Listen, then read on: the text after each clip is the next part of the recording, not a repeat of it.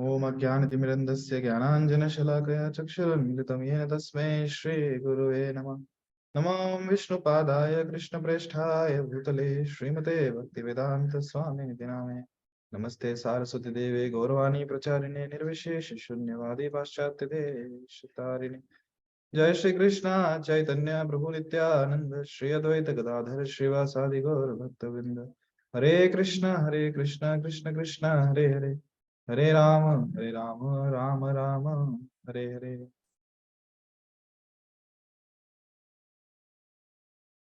हरे कृष्णा। सबसे भक्तों का धन्यवाद, आप सब जुड़े हैं हमारे साथ। और सबको आवाज आ रही है और ठीक से चल रहा है मीटिंग? अगर हाँ तो प्लीज मेंशन कर दीजिए चैट में।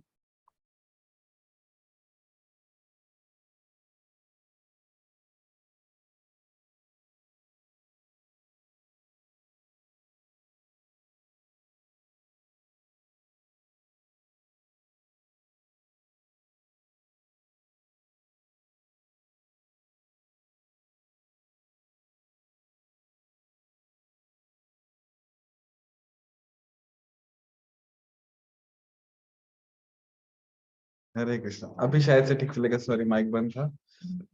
ओके चलो हम स्टार्ट करते हैं।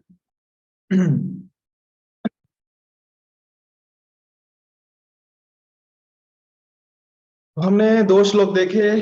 पहले श्लोक में हमने देखा कि गुरु बनने का अधिकारी कौन है, हमारे 6 वेग क्या है जिन पे नियंत्रण करना है। उसके बाद हमने देखा कौन से 6 कारणों से हमारी भक्ति का नाश हो जाता है, भक्ति के पद से नीचे गिर जाते हैं। और आज हम जो देख रहे हैं, आज हम देख रहे हैं कि कौन से 6 जो कारण है जिससे हमारी भक्ति में प्रगति होती है। तो भक्ति में प्रगति के जो 6 कारण है उन पे आज हम ध्यान देंगे। तो श्लोक क्रमांक 3 सब भक्त साथ में दोहराएंगे अपने माइक ऑन करके। उत्साह निश्चय धैर्य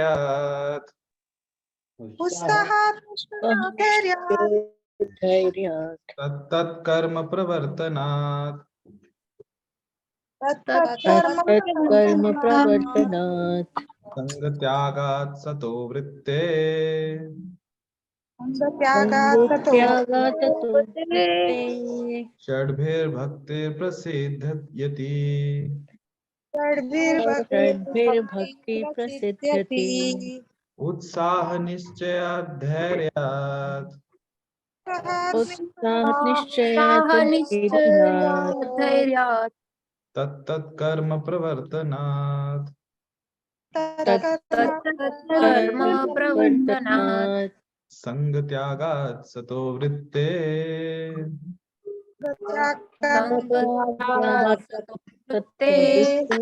षड्भिर्भक्ति प्रसिद्ध्यति। षड्भिर्भक्ति प्रसिद्ध्यति। तो शब्दशार्थ ये है। उत्साहात उत्साह से, निश्चयात निश्चय से, धैर्यात धैर्य से, तत् तत् कर्म भक्तिमय सेवा के अनुकूल विभिन्न कार्य प्रवर्तनात् संपन्न करने से, संग त्यागात अभक्तों की संगति छोड़ने से, सतह महान पूर्ववर्ती आचार्यों का वृत्ते पद चिन्हों का अनुसरण करने से, षड्भी इन 6 से भक्ति भक्ति प्रसिद्धि अग्रसर होती है या सफल होती है। अनुवाद: शुद्ध भक्ति को संपन्न करने में 6 सिद्धांत अनुकूल होते हैं। और 6 सिद्धांत कौन से हैं? पहला, उत्साही बने रहना। दूसरा, निश्चय के साथ प्रयास करना। तीसरा, धैर्यवान होना। चौथा, नियामक सिद्धांतों के अनुसार कर्म करना, यथा श्रवणम कीर्तनम विष्णु स्मरणम, कृष्ण का श्रवण कृष्ण का कीर्तन कृष्ण का स्मरण करना। पांचवा, अभक्तों की संगति छोड़ देना। तथा छठा, पूर्ववर्ती आचार्यों के चरण चिन्हों पर चलना। ये 6 सिद्धांत निस्संदेह शुद्ध भक्ति की पूर्ण सफलता के प्रति आश्वस्त करते हैं। तात्पर्य श्रील प्रभुपाद जी द्वारा। ठीक है, तात्पर्य पढ़ेंगे हम पहले। तो ये 6 सिद्धांत कि यदि हम चाहते हैं कि हमारी भक्ति में प्रगति हो, यदि हम चाहते हैं कि भक्ति में के मार्ग में हम आगे बढ़े, तो उसके लिए ये 6 सिद्धांत है जिन्हें हमें अपने जीवन में पालन करना है। पिछले सत्र में हमने देखा था कि कौन से 6 सिद्धांत हैं जिनका पालन नहीं करना, जिनसे हमें बचना है। वो 6 चीजें जिनसे भक्ति में नाश होता है, जैसे कि प्रजल्प हो गया, नियमों का आग्रह करना या आग्रह करना हो गया, और क्या था? आप में से किसी को याद है वो 6 कौन से थे जिनको हमें, जिससे भक्ति का नाश होता है? कोई भी एक एक भक्त एक एक चैट सेक्शन में लिख सकते हैं। अत्याहार। अत्याहार एक हो गया, और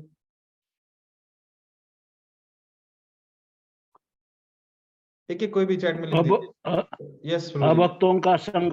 अभक्तों का संग, जन संग जिसे कहा गया है, प्रजल्प, बराबर है, प्रजल्प। आलस, आलस कहाँ पे था उसमें? नियमाग्रह। नियमाग्रह, हरे कृष्ण। नियमाग्रह, लालच। नियमाग्रह जी। और अति लालच। अति लालच। अति लालच, उसके लिए कौन सा शब्द उपयोग किया था?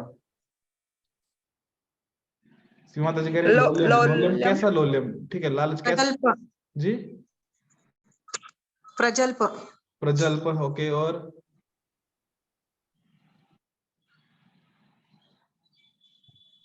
आपने अत्याहार अभक्त। कहा 1 हो गया, आपने कहा प्रजल्प 2 हो गया, आपने कहा नियम आग्रह 3 हो गया, फिर आपने कहा जन संग, अभक्तों का संग हो गया 4, 2 अभी बाकी है।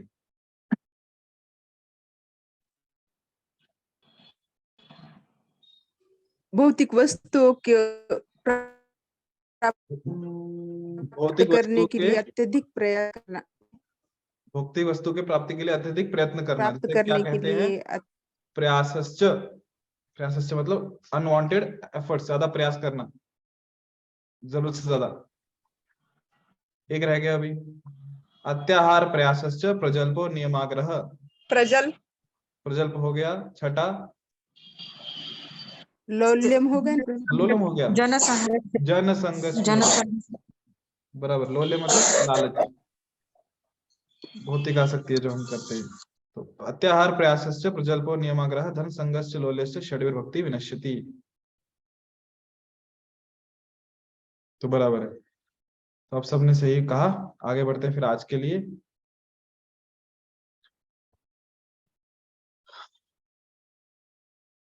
तो 6 वो लक्षण, उठा लो बात करो। तो 6 वो सिद्धांत जिनसे भक्ति का प्रगति होता है, तो उनसे हमें बचना है 6 चीजों से, और ये यहाँ पे 6 चीजों को हमें इनसे जुड़ना है। तो पहला है उत्साही बने रहना। तो किसी भी कार्य में यदि हम कोई कार्य करना है, केवल भक्ति ही नहीं, कोई भी कार्य यदि हम करना चाहते हैं तो उसमें उत्साह चाहिए। जैसे कोई विद्यार्थी है, उसे विद्या का अर्जन करना है, स्कूल में पढ़ाई करनी है, तो क्या चाहिए? उत्साह चाहिए सबसे पहले तो। किसी को जॉब करना है तो जॉब में जाने के लिए क्या चाहिए? उत्साह चाहिए। किसी को बिजनेस करना है, सेटअप लगाना है अपना, तो करने के लिए क्या चाहिए? उत्साह चाहिए। यदि कोई गृहिणी है, घर के काम करने हैं, तो उसमें क्या चाहिए? भोजन बनाना है, उत्साह चाहिए, तभी तो कर पाएंगे।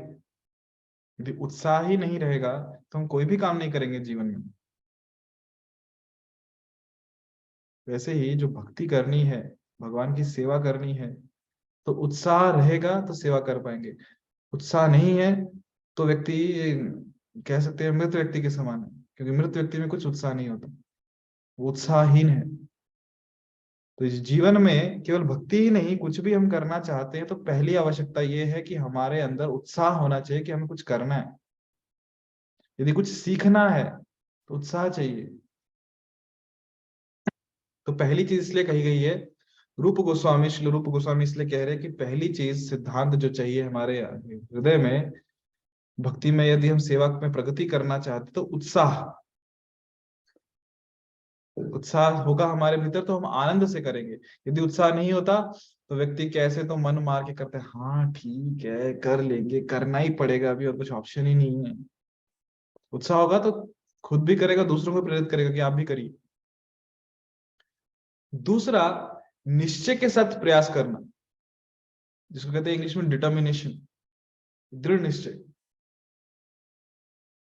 कि मुझे करना है, मतलब करना है। फिर उसमें हो सकता है इमीडिएट रिजल्ट्स, तुरंत कुछ उसके लाभ दिखे ना दिखे, लाभ कुछ बहुत समय के बाद दिखे। क्योंकि जो दो चीजें होती है, एक होता है श्रेयस और दूसरा होता है प्रेयस। जो प्रेयस कार्य होते हैं उसमें लाभ तुरंत दिखता है, उसमें आनंद तुरंत आता है।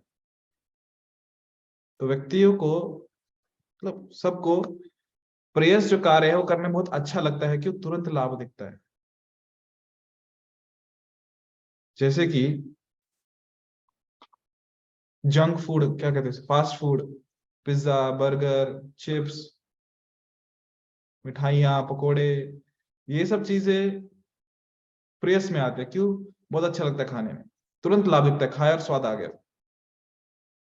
और दूसरा है फिर श्रेयस। श्रेयस मतलब जहां पे दूर तक का लाभ हम देखते हैं कि सरल भोजन करेंगे, शरीर स्वस्थ रहेगा और हम ज्यादा देर तक कार्य भी कर पाएंगे। तो उस चीज के लिए फिर डिटर्मिनेशन चाहिए। प्रयास को डिटर्मिनेशन की आवश्यकता नहीं है, प्रयास को दृढ़ निश्चय की आवश्यकता नहीं। प्रयास मन के ऊपर होता है। अच्छा लगा कर लिए, नहीं लगा छोड़ दिए। श्रेयस जो है वहां पे दृढ़ निश्चय चाहिए। क्यों? लाभ तुरंत नहीं दिखाई देता, वहां पे लाभ धीरे धीरे धीरे धीरे समझ में आता है लॉन्ग रन में। जैसे कोई व्यक्ति हमेशा जंक फूड या फास्ट फूड खाते रहता है, तो क्या होगा? अभी तो अच्छा लगेगा, पर बीमार रहेगा वो व्यक्ति। अब देखिए, ऐसे लोग अक्सर बीमार ही रहते हैं। पर जो लोग घर का बना हुआ एकदम, क्या कहते हैं, सरल सादा पौष्टिक आहार ग्रहण करते हैं, एक संपूर्ण आहार ग्रहण करते हैं, वो जल्दी बीमार नहीं पड़ते। ऐसे लोग काफी समय तक स्वस्थ रहते हो। हाँ, तुरंत परिणाम नहीं दिखेगा, तुरंत उनको आनंद नहीं आएगा, पर लंबे समय तक देखे तो वो आनंदित रहते हैं। क्यों? क्योंकि स्वस्थ रहते हैं। पर उसके लिए क्या चाहिए? दृढ़ निश्चय कि मुझे फास्ट फूड नहीं खाना। तो वैसे ही भक्ति में यदि हम चाहते हैं प्रगति करना, तो फिर दृढ़ निश्चय होना चाहिए कि तुरंत जो लाभ है, मुझे ये चीज अच्छी लगती है, बराबर अच्छी लगती है। सुबह जल्दी नहीं उठना हमें बहुत अच्छा लगता है, सुबह सोते रहना अच्छा लगता है, नाम जप करना हमें बिल्कुल अच्छा नहीं लगता। बहुत सारी चीजें ऐसी, पर लाभ है क्या? उस समय तो लगता है बहुत लाभ है, अच्छा लग रहा है, पर आगे चल के नुकसान है। तो यदि श्रेयस पे हम फोकस कर रहे हैं कि हमें लाभ चाहिए, प्रगति करनी है, तो उसके लिए फिर चाहिए दृढ़ निश्चय। जैसे स्टूडेंट लाइफ में हम देखते हैं कि अभ्यास करना है, पढ़ाई करनी है, पर साल भर पढ़ाई करनी तब जाके मार्क्स आएंगे, क्योंकि एग्जाम साल के बाद होता है, मेन फाइनल एग्जाम। उसके डिटर्मिनेशन चाहिए, दृढ़ निश्चय चाहिए कि मुझे पढ़ाई करनी है। यदि दृढ़ निश्चय नहीं है तो मन चंचल है, तो कुछ कुछ चीजों में बहक जाएगा, भटक जाएगा, और जो हमारा गोल है वो बाजू में रह जाएगा और हम कहीं और पहुंच जाएंगे। तो भक्ति में भी वैसा होता है। हम भक्तों से जुड़ते हैं, संपर्क में आते हैं, श्रील प्रभुपाद जी के इस मूवमेंट से जुड़ते हैं। क्यों? भक्ति करनी है। उत्साह रहता है, शुरू में बहुत उत्साह रहता है, बहुत उत्साही रहते हैं। वो उत्साह है इसलिए तो जुड़े ना, वो जानने की इच्छा है, भगवान के संपर्क में आने की इच्छा है, भगवान को दर्शन पाने की इच्छा है, इतना उत्साह रहता है, कब कृष्ण के दर्शन होंगे, कब कृष्ण के दर्शन होंगे। शुरुआती दिन याद कीजिए, ऐसे ही उत्साह रहता है, कब कृष्ण के दर्शन। मुझसे तो भक्त तो पीछे पड़ जाते हैं मेरे, प्रभु जी 16 माला करके के कृष्ण के दर्शन हो जाएंगे, कितने माला नाम जप करेंगे कृष्ण के दर्शन हो जाएंगे, कब कृष्ण के दर्शन। पर जैसे जैसे दिन बीतते हैं, महीने बीतते हैं, साल बीतते हैं, दृढ़ निश्चय है क्या अभी कि जिस उद्देश्य के लिए हम आए थे भक्ति में, भक्ति जो मार्ग है इसमें जुड़े थे, क्या अभी भी वही हमारा उद्देश्य है, गोल है, कि कहीं हम रास्ता भटक गए, कि कहीं अभी और कुछ अच्छे लगने लगा। आए तो थे क्योंकि कृष्ण प्यारे थे, कृष्ण की सेवा करनी है, पर क्या अभी भी वही उद्देश्य है, या अभी राह भटक गई है, निश्चय दृढ़ नहीं है, या है, या अभी बाकी चीजें अच्छी लगने लगी है, या अभी कहीं हम दोष ढूंढ रहे हैं, या अभी हम किसी और चीजों को, क्या कहते हैं, प्रायोरिटी दे रहे हैं। प्रायोरिटी को हिंदी में क्या कहेंगे? प्राथमिकता। धन्यवाद। क्या हम किसी और चीज को प्राथमिकता दे रहे हैं? तो यदि अभी भी दृढ़ निश्चय है कि हमारा उद्देश्य जिस उत्साह से हम कृष्ण भक्ति में आए थे हमें वही चाहिए, और अभी भी दृढ़ निश्चय है कि हमें वो ही चाहिए, कृष्ण ही चाहिए, कृष्ण की सेवा ही चाहिए, इसके अलावा और कुछ नहीं चाहिए, देखिए भक्ति प्रगति होती है। ये रूप गोस्वामी कह रहे हैं। तीसरी चीज रूप गोस्वामी कह रहे हैं कि धैर्यवान होना। धैर्य अर्थात इंग्लिश में कहते हैं पेशेंस, धीर बने रहना। क्यों कहा गया है कि धैर्य होना चाहिए? क्यों? इसलिए क्योंकि तुरंत तो रिजल्ट मिलने नहीं वाले। जैसे हमेशा कहा जाता है कि ऐसा तो नहीं है कि जैसे कोई फौज में जब कोई व्यक्ति जुड़ता है तो आज भर्ती हुआ और कल को चक्रवर्ती बन के निकलेगा। उसको भी ट्रेनिंग होती है 3 साल की, फिर ऑन ड्यूटी जाता है, फिर कुछ परफॉर्म इन द सेंस कुछ ऐसा वैभवशाली कार्य करता है तो उसे मेडल्स मिलते हैं। उसको भी लिए जान अपनी जोखिम में डालता है वो व्यक्ति, वो सैनिक। भक्ति में भी उत्साह है, बहुत अच्छी बात है, दृढ़ निश्चय है, बहुत अच्छी बात है, पर हर समय मन की स्थिति वैसी नहीं होती कि हम एकदम उत्साही रहें। बहुत बार ऐसा भी होता है कि हमको लगता है कर तो रहे हैं माला, 16 माला कर रहे हैं, रोज कर रहे हैं, रोज उठ रहे हैं, भगवान की सेवा कर रहे हैं, प्रसाद खा रहे हैं, कृष्ण कब मिलेंगे, कब कृष्ण के दर्शन होंगे? तो व्यक्ति बहुत बार तो उत्साहित हो जाता है, मतलब निरुत्साही हो जाता है।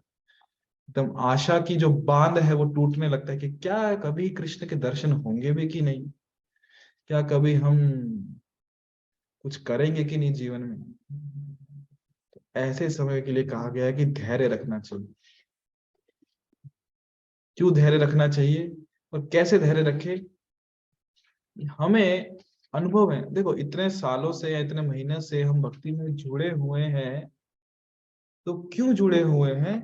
कि कहीं ना कहीं कुछ ना कुछ अनुभव हमने भक्ति में प्राप्त किए हैं।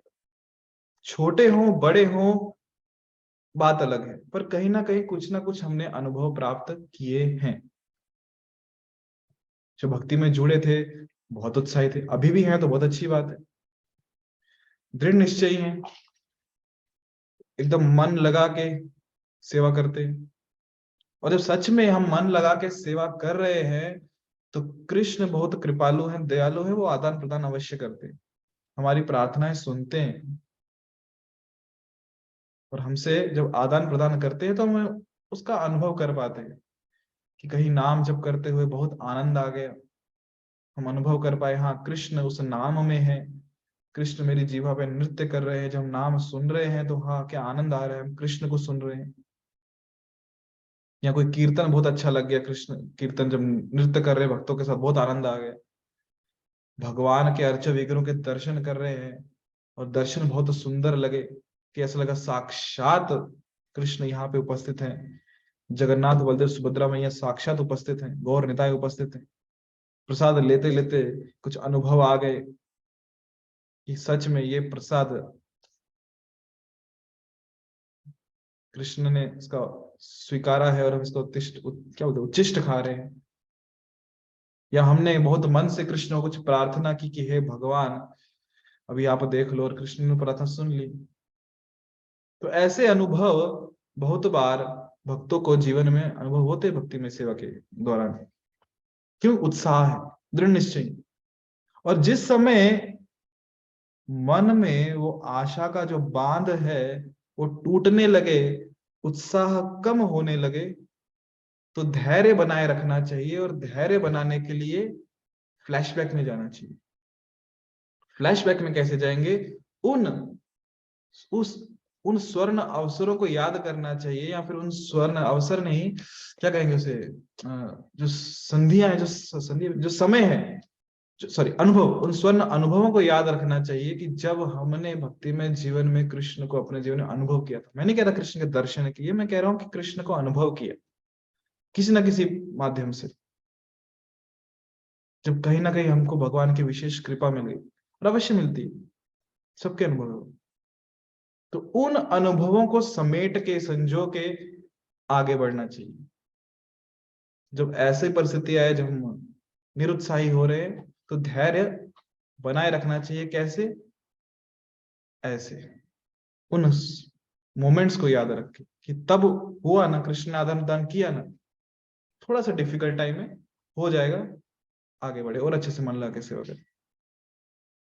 जब चलते चलते थक जाए कि मंजिल कितनी दूर है, समझ नहीं आ रहा, कब से कर रहे हैं, पहुंचेंगे कि नहीं पहुंचेंगे और कितना दूर जाना है, तो थोड़ा सा रुक के पीछे मुड़ के देखना चाहिए। पीछे मुड़ के क्या देखेंगे कि कितना चल के आए, हम क्या थे जब भक्ति में जुड़े, कहाँ थे, और आज इतने समय के बाद आज हम जिस स्थान पे है, जिस अवस्था में है, जो हमारी चेतना का स्तर है, वो हम कहाँ पे हैं। इतना चल के आए ना, इतने भक्ति में अच्छे अनुभव किए ना, कृष्ण ने, भक्तों ने इतना आदान प्रदान किया ना, तो जब इतना चल लिए तो आगे भी चल लेंगे, बस धैर्य बना के रखिए। तो ये तीन पहले महत्वपूर्ण है बहुत। उत्साह बने रहे, दृढ़ निश्चय रहे, और जब उत्साह थोड़ा कम होना लगे तो धैर्य बनाए रखें कि इतना हुआ ना, आगे कभी हो जाएगा। चौथा, रूप गोस्वामी यहाँ पे कह रहे हैं कि नियामक सिद्धांतों के अनुसार कर्म करें, जैसे कि श्रवण, कीर्तन, भगवान का स्मरण। जो नियामक सिद्धांत है जो शास्त्रों में दिए हैं, उनके अनुसार क्या करना है? कर्म करना। तत्त कर्म प्रवर्तनात्, जो अनुकूल कर्म है भक्ति के, जो उसको प्रैक्टिस करना, उसका अभ्यास करना है। जैसे उदाहरण जो रूप गोस्वामी दे रहे हैं यहाँ पे, विशेषकर श्रील प्रभुपाद जी तो अनुवाद में लिख रहे हैं कि श्रवण, कीर्तन, विष्णु स्मरण। श्रवण करना है मतलब क्या? सुनना है। कीर्तन करना है मतलब क्या? बोलना है। तीसरा, स्मरण करना है मतलब सोचना है। और ये तीनों किसका करना है? विष्णु का करना है। यदि ये विष्णु का है तो ही उसे श्रवण, कीर्तन और स्मरण कहा जाएगा, अन्यथा नहीं। हम ये नहीं कह सकते कि देखो, ऐसा भी नहीं कहा कि श्रवण, कीर्तन, स्मरणम किसका? काली का, दुर्गा का, लक्ष्मी का, इंद्र का, वरुण का, कि नहीं कहा। सीधा सीधा स्पष्ट भाषा में कहा है, वो कीर्तन तब है, वो श्रवण तब है, वो स्मरण तब है जब वो विष्णु का है। श्रवणम कीर्तनम विष्णु स्मरणम। तो भक्ति की शुरुआत ऐसी ही होती है। ऐसे ही हमारे कर्म होने चाहिए, जहां पे हम श्रवण करते रहे, कीर्तन करते रहे और स्मरण करते रहे। जब, और स्मरण कीर्तन कैसे कर पाएंगे? जब श्रवण किया होगा कुछ, जब कृष्ण कथा सुनी है, तभी तो किसी को बता पाएंगे। जिस बारे में सुना ही नहीं, उस बारे में किसी को क्या बताएंगे? पहले भक्ति की शुरुआत इसलिए कहां से होती है? श्रवण से। सुनिए, किसके बारे में? विष्णु, कृष्ण, उनकी लीला क्या है, उनका रूप क्या है, उनका गुणगान क्या है, उनका श्रवण करेंगे। फिर जो सुना है उसको दोहराए, कीर्तन करें, दूसरों को बताएं। कोई नहीं मिलता तो खुद ही अपने आप को बताएं, गुनगुनाएं। तो श्रवण में दो चीजें आती है। पहली चीज, जहां हम श्रीमद् भागवतम का श्रवण मतलब कानों से सुन रहे हैं, भागवत पढ़िया भागवत स्थानी, श्रीमद् भागवतम को हम सुन रहे हैं। श्रीमद् जो व्यक्ति भागवत, पुस्तक व भागवत को व्यक्ति भागवत हम सुन रहे हैं, उसे कहते हैं श्रवण। और दूसरा कि जब हम पुस्तक भागवत को पढ़ रहे हैं, किसके द्वारा? जब व्यक्ति भागवत ने पुस्तक भागवत लिखी है। दोनों श्रवण है। जब हम पढ़ रहे हैं वो भी श्रवण है, क्यों? हम उसे स्वीकार कर रहे हैं। जब सुन रहे हैं वो भी श्रवण है, क्यों? हम उसे स्वीकार कर रहे हैं। और जब सुन लिया, पढ़ लिया, फिर क्या करना है? कीर्तन। और कीर्तन कैसे होगा? ये भी दो तरीके से होगा। पहला, उच्चारण के माध्यम से, जहां पे हम भगवान श्री कृष्ण के नाम, रूप, गुण, लीलाओं का वर्णन कर रहे हैं, या तो सीधा हरिनाम जप कर रहे हैं, हरिनाम का कीर्तन कर रहे हैं, या फिर भगवान के बारे में बात कर रहे हैं, भक्तों के, भगवान के भक्तों के बारे में बात कर रहे हो कि कीर्तन, उनका गुणगान कर रहे हैं। ये तो बोल के हो गया। दूसरा, या लिख रहे हैं, हम कोई पुस्तक लिख रहे हैं, कोई ग्रंथ लिख रहे हैं, कोई शास्त्र लिख रहे हैं, जहां पे उस पुस्तक में हम भगवान को स्तुति कर रहे हैं, भगवान के भक्तों की स्तुति कर रहे हैं कि भगवान उन भक्तों के साथ, प्रेमी भक्तों के साथ कैसे आदान प्रदान करते हैं। ये हो गया कीर्तन। तो ये श्रवण की दो प्रणालियां, कीर्तन की दो प्रणालियां। उसके बाद आ गया स्मरण। हम कीर्तन क्यों कर पाए? क्योंकि हमने श्रवण किया है, हमने पढ़ा है, सुना है, तभी हम बोल पा रहे हैं और लिख पा रहे हैं। हम स्मरण क्यों कर पा रहे हैं? क्योंकि हमने श्रवण किया है, पढ़ा है, सुना है। तो शुरुआत कहां से है? श्रवण से। हमें श्रवण करते रहना। यदि श्रवण नहीं करेंगे तो हमारा कीर्तन और स्मरण दोनों बंद पड़ जाएंगे। इसलिए श्रवण बहुत महत्वपूर्ण महत्व दिया गया है उसे। जैसे उदाहरण के लिए, यदि एक कुआं है, कहीं पे कुआं है या कोई तालाब है, वो कब तक हमें जल दे पाएगा? वो तभी तक जल दे पाएगा जब वो कहीं ना कहीं नीचे से किसी मेन नदी से, किसी पानी के बहाव से कनेक्टेड है, किसी नदी से कनेक्टेड है, तब जाके उस कुएं में पानी। यदि वहां से कनेक्शन उसका कट जाए, वो नदी सूख जाए, तो ये कुआं कब तक पानी देगा? ये तालाब कब तक पानी देगा? वो भी सूख जाएगा। तो यदि आज हम कुछ कीर्तन कर पा रहे हैं, कुछ स्मरण कर पा रहे हैं भगवान के नाम रूप गुण लीलाओं का, क्यों कर पा रहे हैं? क्योंकि कहीं ना कहीं उनका श्रवण किया है। यदि हमारा श्रवण हम रोक दे कि हमें श्रवण नहीं करना, तो कुछ दिनों तक हो सकता है हम कीर्तन स्मरण कर पाए उस श्रवण के बदौलत, पर यदि श्रवण बंद हो गया तो आगे हम कीर्तन स्मरण भी नहीं कर पाएंगे, वो बंद हो जाएगा। तो प्रश्न ये नहीं है कि वो बंद होगा, ये नहीं होगा, प्रश्न के फिर केवल ये उठेगा कि वो कब बंद होगा। तो इसलिए श्रवण बहुत ही महत्वपूर्ण है। ये है तत् कर्म प्रवर्तनात्, कि हमें ऐसे कर्म करते रहने जिससे हमारी भक्ति प्रगति। फिर श्रवण आ गया, कीर्तन आ गया, विष्णु स्मरण आ गया, फिर अर्च विग्रह की सेवा आ गई, फिर वो सब 64 अंग भक्ति के जो रूप गोस्वामी भक्ति साम सिंधु में बताए, वो सब चीजें आ गई इसमें। आगे बढ़ते हैं। पांचवा कह रहे हैं अभक्तों की संगति छोड़ देना। इस पे काफी चर्चा हुई थी, आप सबने प्रश्न भी पूछे थे कि अभक्तों की संगति छोड़ देंगे तो करेंगे क्या? हम स्कूल जाते हैं, वहां भक्त मिलते हैं, हम जॉब पे जाते हैं, वहां भक्त मिलते हैं, हम बिजनेस करते हैं, वहां भक्त मिलते हैं, हम पड़ोसियों के साथ रहते हैं, वहां भक्त मिलते हैं, हम रास्ते में चलते हैं, वहां भक्त मिलते हैं, हम बस ट्रेन एरोप्लेन में ट्रैवल करते हैं, वहां अभक्त मिलते हैं। तो क्या करें? अपने आप को कमरे में ताला लगा के बंद कर दे क्या? कहाँ जाए? ये चले जाए हिमालय में, गुफा में। तो अभक्तों की संगति छोड़ देना अर्थात उनकी संगति हमें नहीं लेनी, हमें अपनी संगति उनको देनी है। मतलब ये कि जब व्यक्ति अभक्त कब बनता है? उसे अभक्त कहेंगे जो कृष्ण के बाद, जिसका जीवन का केंद्र कृष्ण नहीं है, जिसकी चर्चाओं में कृष्ण नहीं, जिसके कार्यों में कृष्ण नहीं। तो जब जो व्यक्ति ऐसी चर्चा कर रहा है तो हमें उसमें इंटरेस्ट नहीं लेना, और क्या, हमें उससे ज्ञान उसका नहीं लेना। हाँ, पर हम अपना ज्ञान उसे दे सकते हैं, हम उसे अपना संग दे सकते हैं, हम उसे कृष्ण कथा कर सकते हैं, हम उसे कृष्ण प्रसाद दे सकते हैं, हम उसे मंदिर में बुला सकते हैं। तो हो गया कथा। हम उसे उसको अपना संग दे रहे हैं, उसके भक्त संग दे रहे हैं, अब भक्तों का संग नहीं कर रहे उसके साथ। हरे कृष्ण। छठा जो है वो ये है कि पूर्ववर्ती आचार्यों के चरण चिन्हों पर चलना। महाजनों ये नगता सुपंथा, कि जो महाजन है, जो पूर्ववर्ती, ठीक है, महाजन तो 12 महाजन है, और भी जो हमारे आचार्य है, जो गुरु शिष्य परंपरा है, उनके चरण चिन्हों पर चलना। चरण चिन्हों पर मतलब चलना क्या? कि उनका अनुसरण करना। अनुसरण करना मतलब क्या? उन जो आदेश दिए हैं, उन जो शिक्षाएं दी हैं, उनका पालन करना। उन्होंने कहा है सुरनमाला का नाम जप करो, हम सुरनमाला का नाम जप करते हैं। उन्होंने कहा है कि 4 नियमों का पालन करो, हम 4 नियमों का पालन करते हैं। उन्होंने कहा है प्रजल्प नहीं करना, हम प्रजल्प नहीं करते। तो ये जो चीजें वो बता रहे हैं कि क्या करना है क्या नहीं करना, वो सब कर रहे हैं। उनके जीवन के आचरण से हम देख रहे हैं कि भक्ति कैसे करनी चाहिए। तो ये हो गया पूर्ववर्ती आचार्यों के चरण चिन्हों पर चलना। तो ये जो 6 सिद्धांत है, निसंदेह बिना संशय के शुद्ध भक्ति की पूर्ण सफलता के प्रति आश्वस्त कर देते हैं। ये 6 सिद्धांत हमने पालन किए, फुल गारंटी है हमारी भक्ति में प्रगति होने वाली है। और हम शुद्ध भक्ति के स्तर को पहुंच जाएंगे। कौन कह रहे हैं? स्वयं श्रील प्रभुपाद जी और रूप गोस्वामी कह रहे हैं। तो यहाँ पे हम रुकते हैं। आपके मन में कुछ प्रश्न हैं तो आप पूछ सकते हैं अपने माइक ऑन करके। हरे कृष्णा।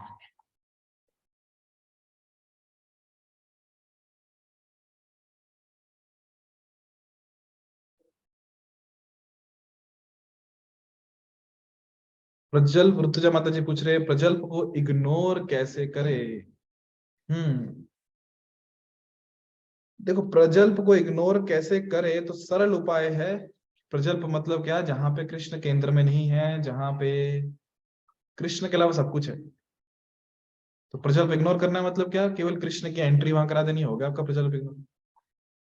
अभी इसमें दो चीजें हैं कि प्रजल्प एक तो ऐसे होता है जहां पे हम बाकी लोगों से घिरे हुए हैं। लोग मतलब कितने भी हो सकते हैं, 2 3 4 5 10, और वहां पे कुछ डिस्कशन चल रहा है, सामने वाला कुछ कह रहा है, वहां पे प्रजल्प कैसे इग्नोर करें? देखो, प्रिसाइज आंसर सिचुएशन पे अलग डिपेंड कर सकता है, बट जनरलाइज आंसर यही है। हम देख सकते, ये प्रयास करना चाहिए कि जो डिस्कशन चल रहा है उस टॉपिक को कृष्ण से कैसे कनेक्ट करें, या फिर उस डिस्कशन में कृष्ण कैसे ग्लोरीफाई हो जाए, या फिर ग्लोरीफाई मतलब स्तुति कृष्ण की कैसे हो जाए उस डिस्कशन में जो चर्चा हो रही है।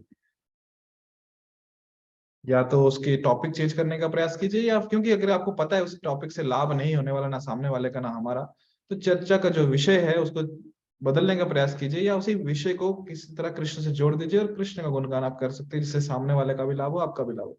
एक चीज। दूसरा, यदि ये प्रजल्प कहीं 2 4 5 6 लोगों के साथ नहीं हो रहा, ये आप अपने साथ ही प्रजल्प कर रहे हो, या प्रश्न पूछोगे अपने साथ कैसे प्रजल्प होता है? बात करने के लिए 2 लोग चाहिए।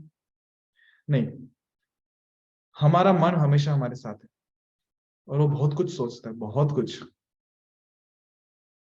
यदि हमें लगता है हम कुछ बोले नहीं दिन में, तो यदि अपने मन को पूछिए हम कितना कुछ बोले, वो कितना कुछ बोला, तो हम उसकी कितनी बात सुन रहे हैं, उसके साथ कितना चर्चा कर रहे हैं, तो क्या प्रजल्प ही है उसमें कृष्ण यदि नहीं है तो।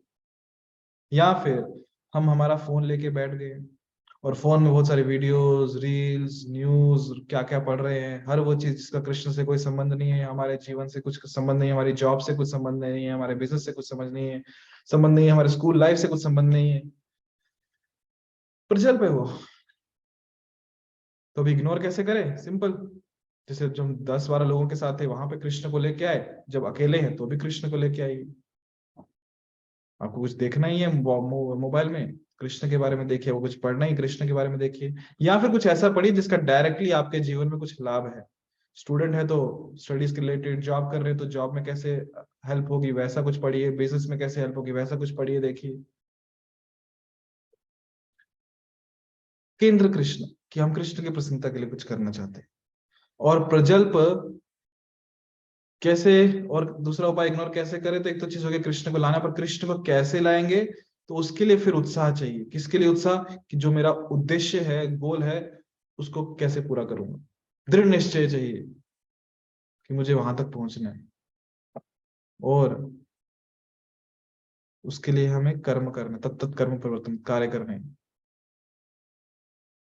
विशेष चीज जो बहुत ज्यादा सहायता करेगी, मतलब 99% आपका काम मान लो हो गया, वो इससे कि भक्तों के संग में आप रहो। यानी कि हम ऐसे कह सकते हैं इसको कि stay in the association of like minded people. ऐसे लोगों के संग में रहो जिनके विचारधाराएं सेम है, वैसे ही जैसी आपकी हैं, अर्थात जिनके उद्देश्य भी वही हैं जो आपके हैं। यदि ऐसे लोगों के संग में रहोगे जो प्रजल्प नहीं करना चाहते, तो यदि आप भी प्रयास करोगे प्रजल्प करने का, वो आपको टोक देंगे। तो ये बहुत आवश्यक है। आज का श्लोक ही विशेषकर उत्साह रखिए उद्देश्य की प्राप्ति के लिए। दृढ़ निश्चय रहे कि ये जो प्रजल्प है हमें गोल तक पहुंचने से, उद्देश्य तक पहुंचने से रोक रहा है, उसको हटा दो। धैर्य बनाए रखे, कार्य करते रहे कुछ ऐसा, ऐसा मतलब जो अनुकूल है आपके उद्देश्य तक पहुंचने के लिए। और इस प्रसंग में भक्ति में सेवा के लिए यदि हम जानते हैं कि प्रजल्प में समय व्यर्थ हो रहा है, उतना समय हम श्रवण में लगा सकते हैं, उतना समय कीर्तन में लगा सकते हैं, उतना समय नाम स्मरण में लगा सकते हैं, तो क्यों उस व्यर्थ समय का? हमें भक्ति बढ़ानी है, हमें कृष्ण तक जल्दी से जल्दी पहुंचना है। और ये सब कैसे संभव है, या फिर हम ऐसे कहें सबसे ज्यादा कैसे संभव है, सबसे ज्यादा सहायता कैसे मिलती है? जब हम भक्तों के संग में, ऐसे लोगों के संग में जिनका उद्देश्य भी वही है कि प्रजल्प नहीं करना, हमें भगवान की सेवा करनी है। में उत्साही बने रहना है और दृढ़ निश्चय बने रहना। जी माता जी।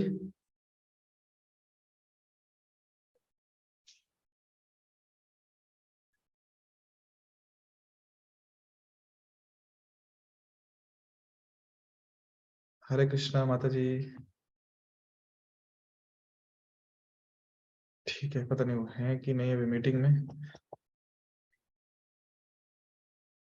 ठीक है, और किन्हीं भक्तों को कुछ प्रश्न है तो आप पूछ सकते हैं।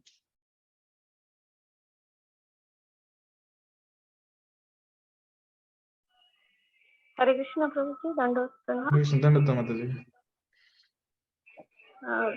प्रभु जी, जैसे हमने पहले भी देखा था, समृत सिंधु में भी देखा है कि श्रद्धा शुरू में आती है और श्रद्धा से फिर साधु आगे का संग, जो है हाँ, जैसे साधु हाँ, संग, फिर भजन क्रिया, तो अनर्थ वो निवृत्ति। हाँ, तो जैसे यहाँ पे उत्साह, निश्चय और धैर्य की बात हो रही है, तो श्रद्धा में भी दो कैटेगरी आती है। जैसे कि एक स्वाभाविक होता है कि किसी को मतलब भगवान के बारे में कुछ बोलने की जरूरत नहीं होती, वो पहले से ही श्रद्धा रहती, जन्मजात से ऐसा बोल सकते हैं हम। और किसी को जैसा हम अभी प्रीचिंग करते हैं तो उनको बोलना पड़ता है कि आप भगवान की सेवा करो या नाम जप करो, जो भी है। फिर वो सत्संग में आते हैं तो उनकी श्रद्धा बढ़ती है। जी, आप समझ पा रहे? हाँ, तो वैसे ही जैसे कि उत्साह हो, निश्चय हो या दृढ़ता हो, वो भी उसमें भी हम देख सकते हैं कि किसी का स्वभाव रहता है कि वो पहले से ही उत्साहित रहते हैं। लेकिन फिर भी शायद वैसे लोगों को ज्यादा हमें इनकरेज करने की जरूरत नहीं पड़ती है। लेकिन जैसे कुछ मेरे जैसे अगर हो तो उनका थोड़ा सा अप एंड डाउन होता रहता है, तो इसलिए हमें किसी की आवश्यकता होती है। जैसे कि इस्कॉन में भी बोला गया है कि वैष्णव संग बहुत जरूरी है, लेकिन फिर भी हम कभी ना कभी मतलब डिस्टर्ब हो ही जाते हैं, तो तब हम उस टाइम पीरियड को पास करने में असमर्थ रहते हैं या हमें उतनी क्षमता नहीं रहती है। और अगर हम वहाँ पे किसी का संग नहीं कर पा रहे तो अपने आप ही कैसे खुद को संभालें। देखो, संग आपको हमेशा लगेगा, ऐसा नहीं है कि आप अकेले भक्ति कर पाओगे। यदि उतने शुद्ध भक्त होते तो भौतिक जगत में नहीं होते, हम आध्यात्मिक जगत में होते। तो हम जितने भी यहाँ पे हैं साधक है, संग हमेशा लगने ही वाला है, हमको वैष्णव संग लगने ही वाला है। यदि भक्तों का संग नहीं मिल रहा तो श्रील प्रभुपाद जी का संग करें, प्रभुपाद जी की पुस्तकें पढ़े, उनके प्रवचन सुने और भक्तों का संग निर्माण कीजिए, दूसरों को कृष्ण कथा बताइए। वो भक्त बनेंगे तो आप उनके संग में भक्ति कर पाएंगे।